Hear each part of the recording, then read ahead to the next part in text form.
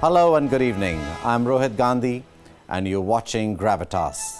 Tonight's show is about democracy and a dictator. The Indian Election Commission has announced the schedule for 5 states that will go to polls starting February. This will set into motion hectic political activity and till the 11th of March, the result day. On Gravitas tonight, we look at 2 key states, Uttar Pradesh and Punjab, and bring you a sense of what is at stake for the warring political parties. Later in the show, Adolf Hitler's book, Mein Kampf, sells 85,000 copies in Germany. Is there a revival of Nazism? We will find out. But the story of the elections of all the states that are going to the polls, elections in the state of Uttar Pradesh, are going to be as colorful as it gets. It's a state that is spread over more than 240,000 square kilometers. Small wonder then that the elections to this huge state are staggered through 7 phases. There is never a dull moment in the elections here. Here's a look at all things colorful in the elections in the state of Uttar Pradesh.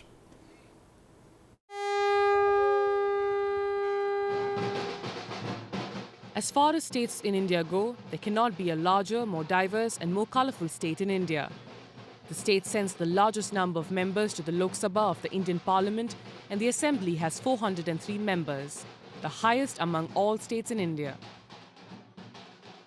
Evidently then, the battle for Uttar Pradesh has all the trappings of a national battle, even in a state-level assembly election.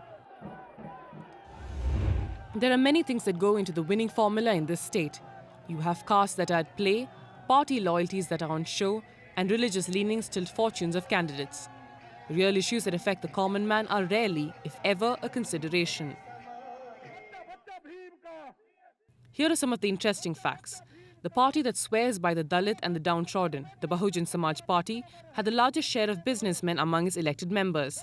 It had the smallest share of farmers. Being elected members is clearly seen as lucrative, with the number of businessmen MLAs jumping from 7 to 8% in the 80s to nearly 48% in 2012. For the candidates, what they stand for may be of some significance. But what will definitely help the candidate is the caste he belongs to, the religion that he represents, the region he comes from, and at many places, the political lineage he brings along. The stage is set then for another round of carnival, that is Uttar Pradesh elections. Bureau Report, WION.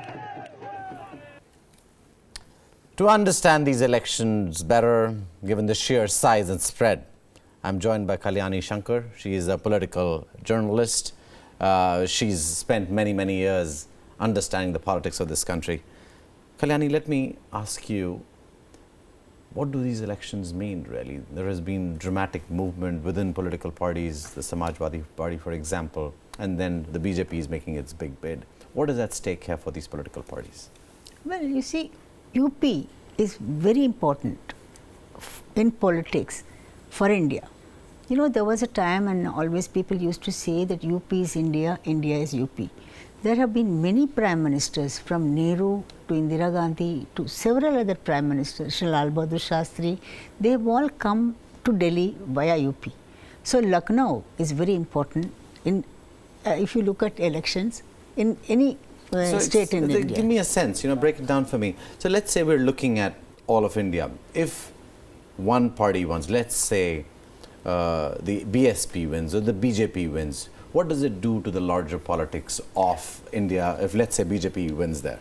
You see, UP is more important also because it has got 80 seats in Lok Sabha of the 542 seats in the Lok Sabha. So whoever gets UP, they get number of seats in Lok Sabha also. And because they have so many seats and the assembly is so big, 403 seats, so their presence in Rajya Sabha also is more in number. Right now you might notice that the Modi government does not have much of a majority in the Rajya Sabha. Sure. So if they win UP, then it will be very important, that will be easier for them to get more seats in Rajya Sabha. That's number one. To be able to pass multiple bills. And in any case, the majority they would get it. And second thing is that now next year elections are, presidential elections are coming. and also vice presidential elections in coming year, this year actually. Sure. So for that also the electoral college consists of the legislators and MPs and Rajya Sabha and Lok Sabha. So in that sense also, if they get more number in UP, so for the BJP it will be easy to put through their candidate. What is that magic number required by the BJP to be able to achieve what it needs for the presidential elections, the vice presidential elections, and getting the... Well, it all Rajya depends Sabha? on after the election only you will know. You see how many seats each state has got a number of weightage. So depending on that, they will get whatever number they get, they will get it. So, but as of now, they need more number. So I don't exactly have the figure actually right now. Sure. So that in that sense also it is very important. And the third thing is that BJP at one point of time was ruling UP. It's years ago, decades ago, and after that they have not been able to come back to power in UP. So that is one reason why they want to come to power in UP, and that's why all the efforts are being taken by Modi government to win elections in UP. If you look at the regional parties, it's identity politics. You see, it's Samajwadi Party and BSP, they play the identity politics. So the caste politics also. So for them, the UP has been ruled for the past 1990 till today, I think. It's been these two regional parties which have been alternating in power. So for them, it's very important to get back to power, either one or the other, and they have always been alternating between the two of them. So for them, it's very important. Congress, 1989 was the last Congress chief minister in UP. N.D. Tiwari was the last person. So for them to come back, if not come back to power, at least do some improvement. Right now they have 28 seats, so they would like to improve. Surely, absolutely. More. Yeah. Joining us on the screen is H.K. Dua. He is the former editor of the Tribune. Certainly, he's had many large roles even in the government. Mr. Dua, how important is the election in UP this time? And with what's going on with political parties splitting, a lot of family politics going on there, the BSP being in the fray, the BJP realigning many of its forces, and obviously Congress trying to make a comeback again. Give us a sense of what UP holds this time for the elections for both Rajya Sabha and the state politics. Well, Election Commission has a heavy task, but this is UP is the largest state of the country. Over 20 crore population. In this election, nearly 16 crore people in 5 states, led by UP, followed by Punjab, Goa, Uttarakhand, Manipur. Different areas, different challenges. I think UP and Punjab will be the most challenging states. In UP alone, 403 constituencies. It's a massive challenge. Now, organizational challenge apart, then security forces, number of voters to deal with, number of parties to deal with different temperaments, in different issues, local issues, because assembly elections generally कुछ national issues होते हैं और local issues बहुत हो जाते हैं. Now, all these problems are very important to be taken into account by the Election Commission. So it's a massive challenge, but it will be good rehearsal for them for 2019 elections for the Election Commission. Election in UP which is not far away. Mr. Dua, what is, from your perspective, you've been for many decades, you've been very, versatile in covering elections, and we've interacted many times. Give me a sense of what is primarily the election this time going to be fought on in UP? Can you put your finger on one or two things that really will matter?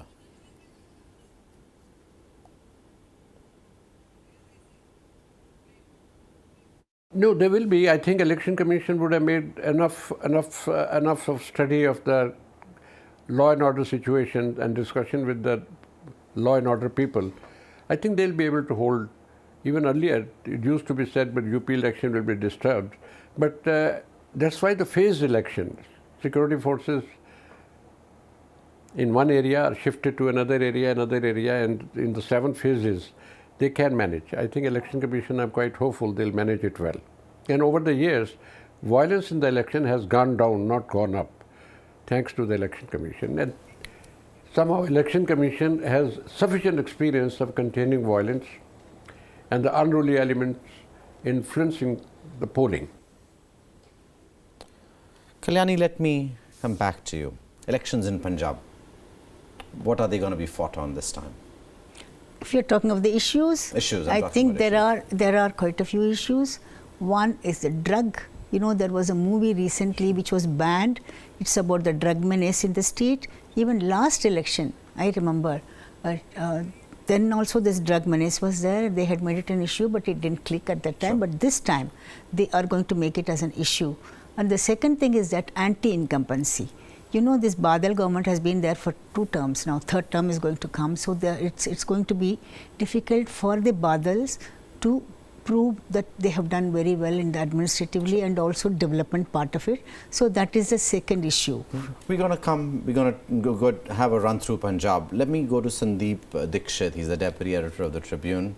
Sandeep, give me a little sense. You obviously covered national politics for many, many years. You also covered defense. Give me a sense. UP elections first, and we'll then come to Punjab later. What does it mean for UP? What do these elections mean for both the ruling party in the center and then the state parties, which are certainly seem to be in turmoil at the moment?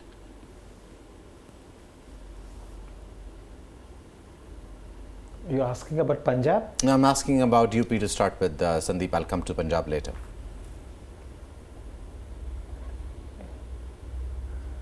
Okay. You want me to start with UP? Yes, please. UP, as Mr. Dua has pointed out very correctly, it's the most crucial state of them all. And the issue that is common in both UP and Punjab, and perhaps elsewhere also, is a general dissatisfaction with the state of affairs. And that's not limited to UP or Punjab as such. And but one finds that in Punjab as well as in UP, after 10 years in one state and 5 years in the other, the ruling parties at the end of it are not really looking very tattered. In fact, both parties are strongly in the fray. And then... Right. I think we've lost there, Sandeep. Also joining us is Venkatesh Ramakrishnan. He's the senior associate editor of The Frontline. You're based in Lucknow, Venkatesh. Give me a little sense of what's at stake in UP and what's at stake for the present ruling government of Uttar Pradesh. Well, organizationally, the present ruling government in the party, the Samajwadi Party, is in a is facing the biggest organizational crisis it has ever had. The chief minister, who is the son of the founder of the party, Mulayam Singh Yadav, they have fallen apart on the issue of distribution of tickets. And the recent convention that took place has kind of removed Mulayam Singh Yadav, the founder of the party, as party president, and has anointed Akhilesh Yadav, the chief minister, as the party president. So essentially, the party is going through a kind of organizational tumult, which is of unprecedented dimensions. But having said that, one has to, if you look at the ground situation in Uttar Pradesh at this point of time, there are a couple of factors which are very important. One is the track record of the Akhilesh Yadav government, especially the performance of the chief minister. That is being seen very positively by large segments of the population, cutting across party lines. In fact, as somebody who has been covering Uttar Pradesh since the mid-1980s, I can say that perhaps Akhilesh Yadav is the chief minister with the least anti-incumbency in these 3 decades, which is saying a lot when you come to a state like Uttar Pradesh. So that is an important factor in this election, the Akhilesh Yadav factor, which was an important factor in the 2012 polls as well, because, you know, Akhilesh Yadav was projected, not exactly projected as chief minister, but he was the man who led the Samajwadi Party campaign, and there was a sense that, you know, that he would have an important role to play in the government that was formed after that. So he was made chief minister, but then things have not worked very well within the party, especially between the father and the son. and also father's brother Shipal Yadav was a minister in the Akhilesh Yadav government. So it has not worked very well internally. Sure. But then, in spite of that, the fact remains that there is an Akhilesh Yadav factor in this election. Sure. The second, yeah. Well, let's take a closer look at this, Venkatesh, because certainly what we've seen is there have been challenges within the party itself. But beyond that, there have been multiple issues that have come up. You know, UP stands on the cusp of issues of religion, caste issues, and certainly it's a very, very complex election if you look at it from the outside. And then the regions itself. While on Uttar Pradesh, the election drums are sounding in India's biggest state. 403 seats are at stake, also political reputations for 4 political parties and, of course, scores of aspiring politicians.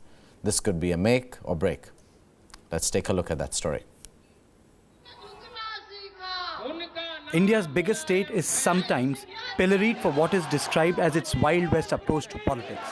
It means rules tend to be ignored, caste and religion are among cocktail of issues at play, and violence can overtake the polling process. Yet, what happens in Uttar Pradesh when it elects a new state assembly over a month-long process beginning early next month is crucial. For the ruling Samajwadi Party, or SP, the election comes at a time when it is divided vertically, with Chief Minister Akhilesh Yadav fighting his own father and party founder Mulayam Singh for control. The buzz is he will have allies among the opposition in the state. Indian National Congress welcomes the announcement of poll dates. This is a yajna of democracy, and we sincerely hope that Election Commission, as also all players, will ensure a free, fair and independent election.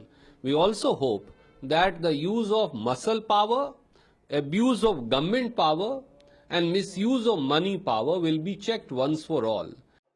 For the BJP ruling at the centre, Uttar Pradesh is a matter of life and death. If it does badly in UP, it means the electoral gains made during general elections in 2014 have got diluted. This is also the time when its demonetization will be tested. It is also worried over the lack of credible crowd-pulling face in the state. 5 राज्यों में जहां पर चुनाव होने हैं, Bharatiya Janata party विजय पताका फहराएगी। उत्तर प्रदेश में बहुत दिनों से लोगों को इंतजार था कि कब चुनाव की तारीख का ऐलान हो, और उत्तर प्रदेश में ये सपा बसपा का जो शासन इतने साल रहा, लोगों को इंतजार है कि भारतीय जनता पार्टी की हुकूमत फिर से वहां बने। साइकिल समाजवादी पार्टी को मिलना चाहिए। अखिलेश के नेतृत्व में वही असली पार्टी है, सारे लोग साथ हैं उसके। नेताजी तो हमारे नेता हैं, सुप्रीम नेता हैं।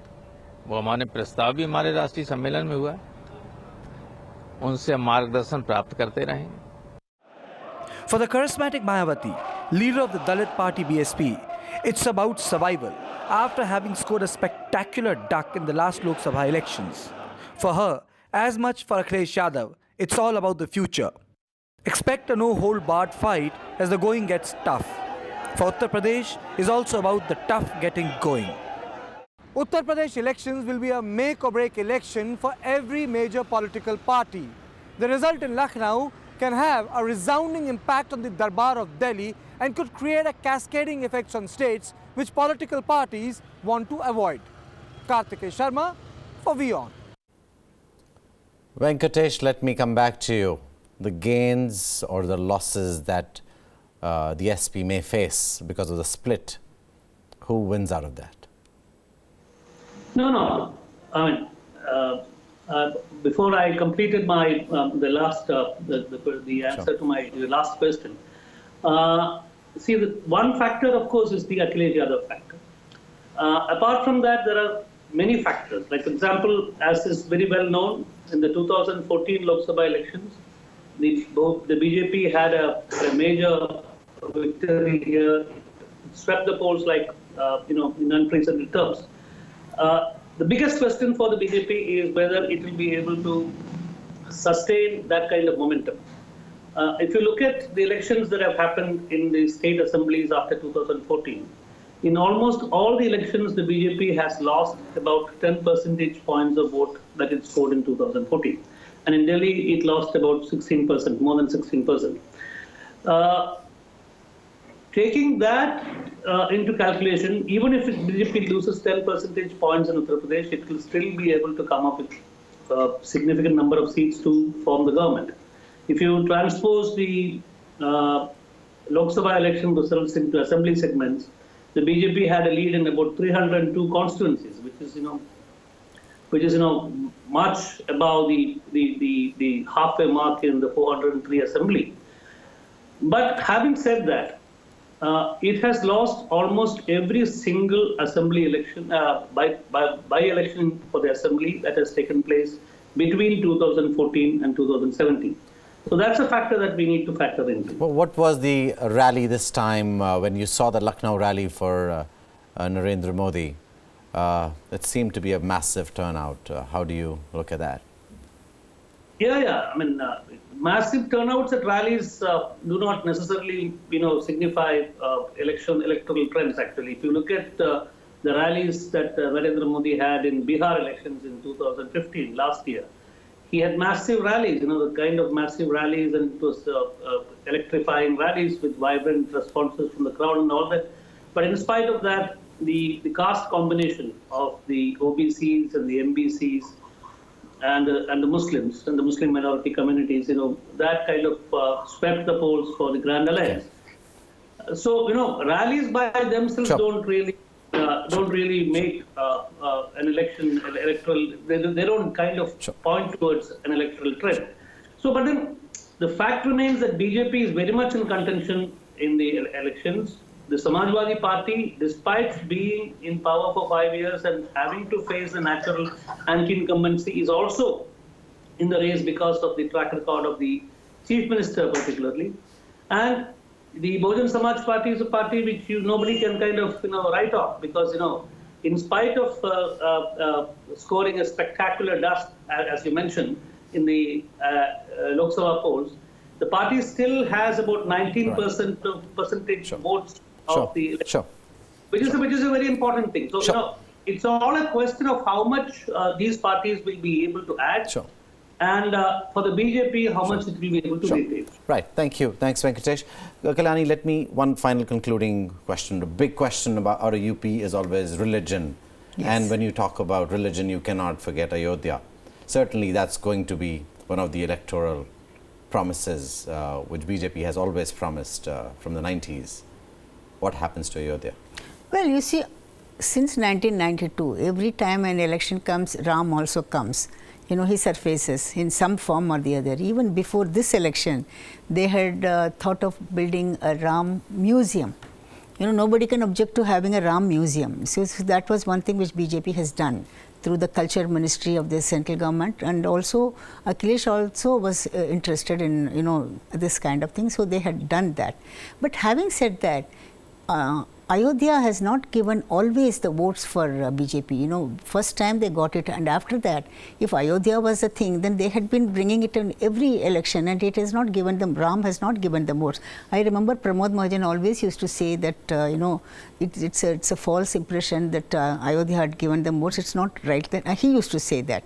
So maybe he must have calculated all the things. And then the religion, definitely, you see the number of sadhus in BJP candidates in the Lok Sabha also. So they believe in the religion, definitely. And religion, the other side, is also the Muslims. What you're saying is religion will play a role, or will it not? Religion definitely will play a role, but the only thing is, yesterday or day before, there was a Supreme Court judgment saying that you cannot use the caste and religion for seeking votes. So if they, it was there already, but then they have reiterated the thing. So maybe that would put a spoke in BJP's plans if they're really trying to bring Ram again. Or even the SP's plans, because they have also appealed to the Muslim exactly. and the SP as well. Yeah, it's either the Muslim or the Hindu. Absolutely. This is the polarization is what BJP is looking to, SP is also looking to. And once the polarization takes place, both of them benefit. Religious divisions. Caste and religion and arithmetic. These are the three things important, I would say. Been such a major part of Indian politics, but certainly the Supreme Court coming up and clamping down on that, saying don't use caste, don't use religion. Let's see how political parties will use it this time. But another major fight is shaping up in Punjab. where perhaps for the first time voters have the luxury of choice. There's the Congress, the newbie Aam Aadmi Party, and of course the ruling combine of the BJP and the Shiromani Akali Dal. Here's how the political odds stack up.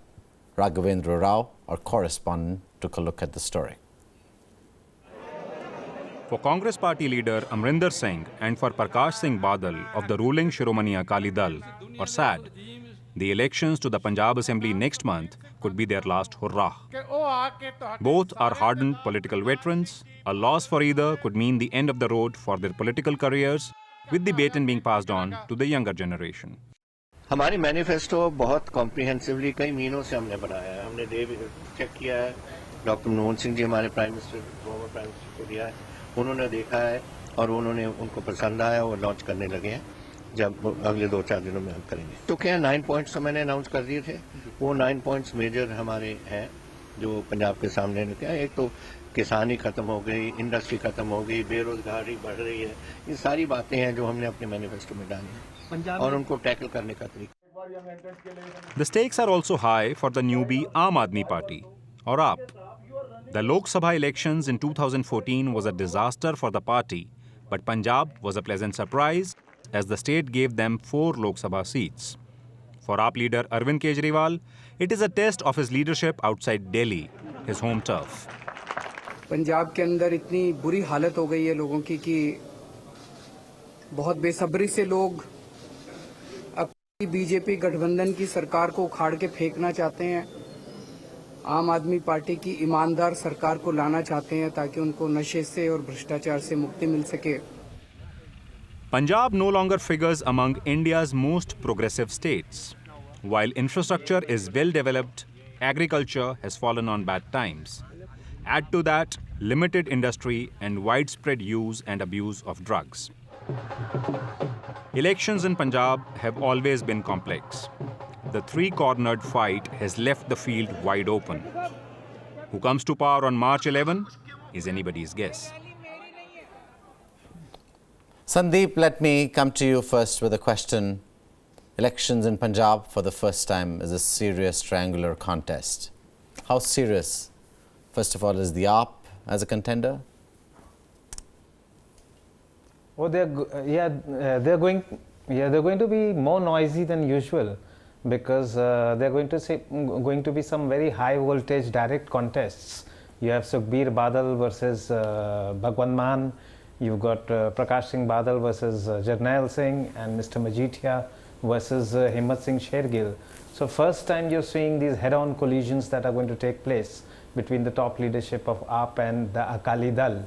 And so there'll be a lot of sound and fury and noise, of course, lots of personalized attacks, and it's going to be very closely fought. Kalyani, certainly Punjab, a very, very vibrant election always. Sometimes a lot of violence as well, which is involved in Punjab politics. Give us a sense of what's at stake in Punjab and what's at stake for these parties there. You see, the other two parties, other two parties of Congress and Akali Dal, BJP combined, they have been there for long. AAP is the new entrant. AAP leader Kejriwal is looking to going wherever there are only two parties, and those two parties, if they have no alternative, he wants to emerge as an alternative, which is why AAP has gone to Goa. AAP is planning to go to Gujarat, and that's what they are trying to do. So AAP was doing quite well according to my sources earlier. The past month or so, I think they are losing out. That's only because they don't have a proper local leader. You know, who do they project as the chief ministerial candidate? Sure. If Sandhu had gone there, you know, it would have been some, popular face. But Sandhu, he's gone to Congress. He's going to contest from Amritsar now.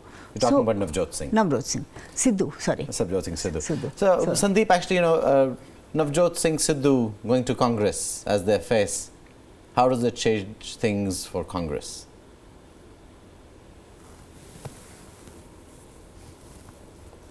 The youth is very critical actually. More than half of the voting population of Punjab is going to be the youth.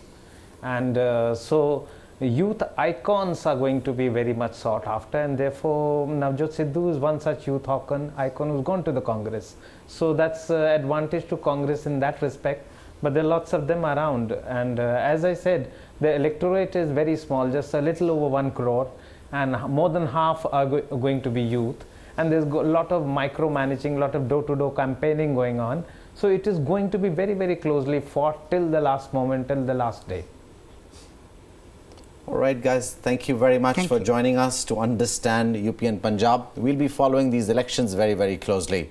So continue watching WION as we take you through a journey through both UP and through Punjab and through the other states, because certainly democracies is what build countries.